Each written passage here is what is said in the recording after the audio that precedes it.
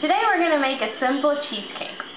For a cheesecake, we will need about 2 boxes of vanilla wafers. You will need 2 tablespoons of butter or margarine, whichever you prefer. 6 blocks of cream cheese, whatever brand you like. They also come in less fat if you're watching your weight. 2 cups of sugar. This can be replaced by splenda if you're in a low sugar diet. You would also need half a teaspoon of vanilla, a lemon, 8 eggs, a cheesecake mold, which as you can see, you can take the sides off. Sorry. That way you can easily take the cheesecake out of the mold. A mixing bowl and a blender. Okay, let's get started with the crust. First of all, let me get this out of the way. All the things we don't need out of the way. For the crust, we will only need the cookies, vanilla wafers, and the butter. We would cut, in case you don't know, butter comes labeled in tablespoons. We just need 2. So you cut whatever you need it.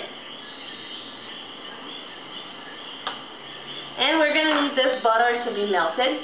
So we're going to put it in the microwave for like about, 10 seconds.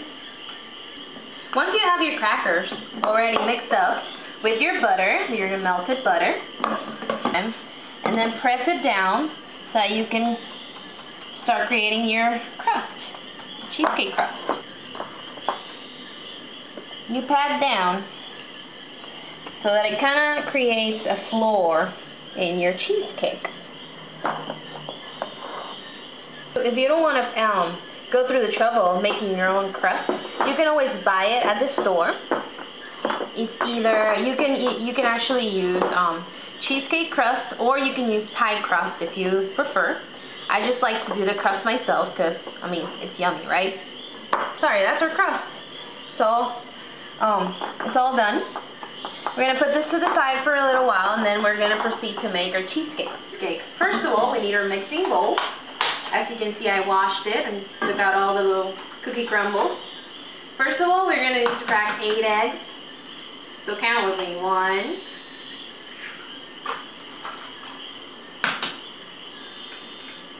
2. You can also use egg substitute if you prefer that.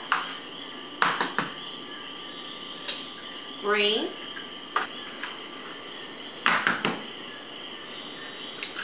7. And 8.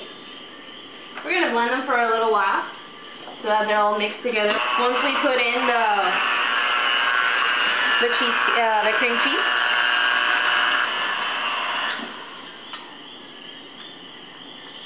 Once they're all blended enough, kind of like if you were going to make an omelette, you can start adding the cream cheese little by little. As you can see, I chopped it into little smaller blocks so that it'll be easier for my cake mixer. So you're going to start slowly but surely starting to mix up the eggs and the cream cheese.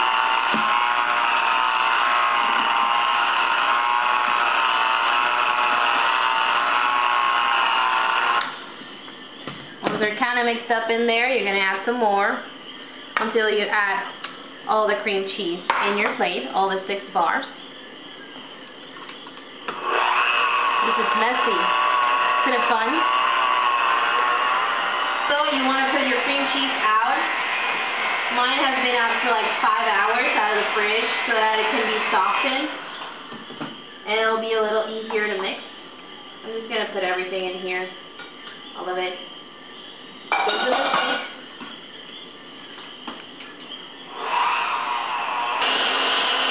So once it starts looking like cottage cheese, kind of like that, it's time to start adding your 2 cups of sugar. Remember that you can substitute the sugar for splenda. It'll be 2 cups too. That way you can give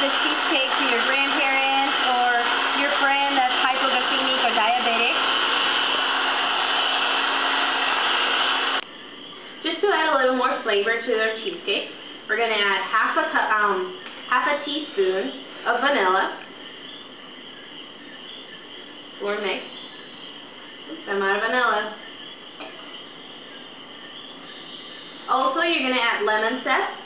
If you don't happen to have a grinder like I do, then you can always use a knife, but try as much as you can to not grab the white parts, only the green parts, because the white parts will make your cheesecake or your cake, whatever you're doing with lemon zest, very, very sour. We don't want that. We want sweets, right? Okay? And then, if you would like, if you have in your home, this is not a requirement of your cheesecake, you can add a little bit, just a hint of nutmeg. Nutmeg gives it that nutty taste, and it's just an added bonus to your cheesecake. So we're going to blend this in very well.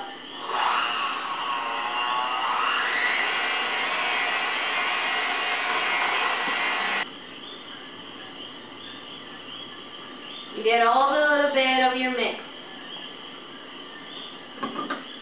Now we're going to level it up a little. Okay, so our cheesecake is almost ready. We're going to put it in the oven. Remember to preheat your oven at 350 before you start mixing.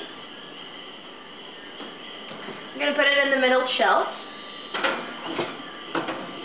It's going to sit in there and cook for about 45 minutes. Once 45 minutes has gone by, you might want to check on your cheesecake. The way to do that is that you find a fork or whatever you can get in the cheesecake, and you put it in. And if it comes out clean, then your cheesecake is done. I think the cheesecake is finally done. So first of all, we turn off the oven. Then we check our final product, and we stick something in it. It could be a knife, a fork, whatever you have in your hand. And if it's clean like this, right, it's ready. We can take it out.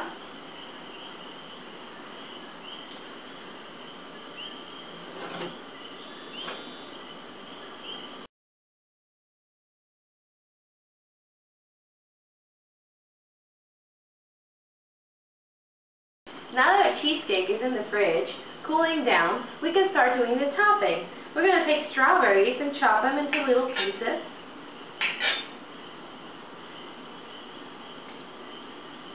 Okay. We're going to take a jar of strawberry jelly, pour it in a small pot. We're going to turn on our stove at medium heat. We're going to twirl it around a little bit, wait for it to melt. You want to twirl the jelly every so often, and when it has this consistency, it's already all melted, and it kind of started bubbling. Then you want to add the strawberries to the melted jelly.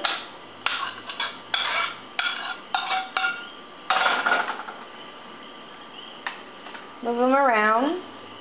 Our cheesecake ended up being in the oven for an hour and a half, and that all depends on the weather and like how well your oven works. So be sure that once you take it out, your fork is completely clean. So I just got it out of the fridge, a little cold. So you're basically just gonna drizzle all that glaze you just made in the stove over the cheesecake. Now we have a delicious strawberry cheesecake. As you can see, it's easy to make.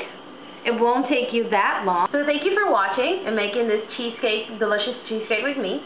Go pick up your best friend or your kids and make it a day to bake something good and yummy and delicious for them, and then share it with your family. I hope you like this episode, and I'll see you next week. Bye.